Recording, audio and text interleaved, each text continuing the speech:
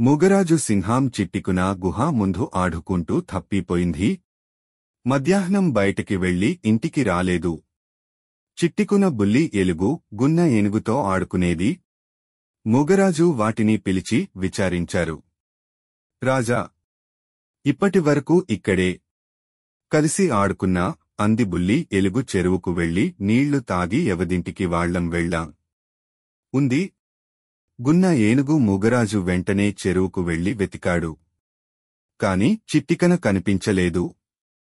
మూగరాజు వద్ద ఎంతో కాలంగా కొంగ, గుడ్లగూబలు గూఢచారులుగా కొలువు చేస్తున్నాయి. అవి అడవంతా తిరుగుతూ మూగరాజుకు రహస్య సమాచారాలు అందించేవి. మూగరాజు వెంటనే కొంగ, గుడ్లగూబలను పిలిపించాడు. మృగరాజు చెప్పేది వింటూనే కొంగ తన పొడవాటి మెడను నలుదిక్కులా తిప్పి పరిశీలించింది. వెంటనే ఎగిరి చెరువుకు పోయింది. చెరువు నుంచి గుహకు వస్తూ మర్రి చెట్టు దగ్గర ఆగింది. తన పదునైన నేత్రాలతో చుట్టూ పరికించి చూసింది.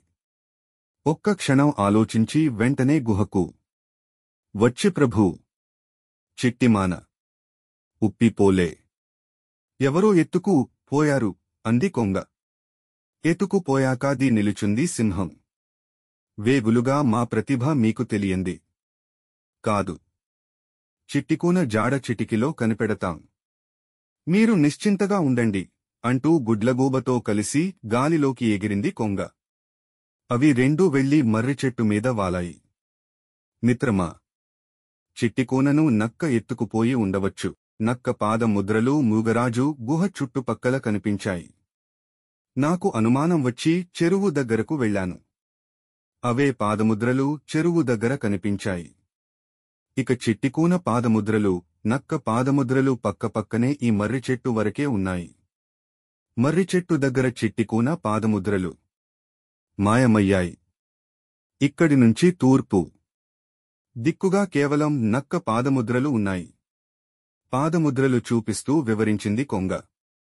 పాదముద్రం వైపు పెద్ద పెద్ద కళ్లతో పరిశీలనగా చూసే చదునైన గుండ్రని తలను ఊపింది. గుడ్లగూబ, మిత్రమా, చీకటి పడింది. నేను చీకట్లో ప్రయాణించలేను. చీకట్లో నీ దృష్టి, వినికిడి శక్తి అసాధారణం. ప్రత్యేకమైన ఈకలతో నిశ్శబ్దంగా ఎగరగలవు. పాదముద్రల వెంట వచ్చు ఇంటికి వెళ్లి తనఖీ చేసిరా పో. అని పంపింది కొంగ. పాదముద్రలు పట్టుకొని నక్క గుహ దగ్గరకు చేరింది.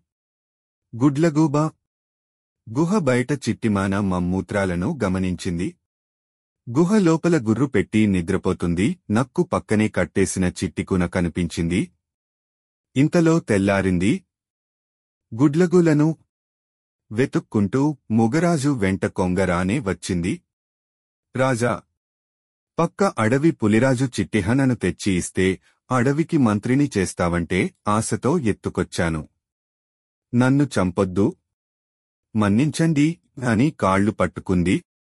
మూగరాజు నక్కకు అడవి బహిష్కరణ శిక్ష విధించాడు. వేగులైన కొంగ, గుడ్లగులలు వేగంగా అన్వేషించి చిట్టికూనను కాపాడినందుకు అభినందించాడు. మూగరాజు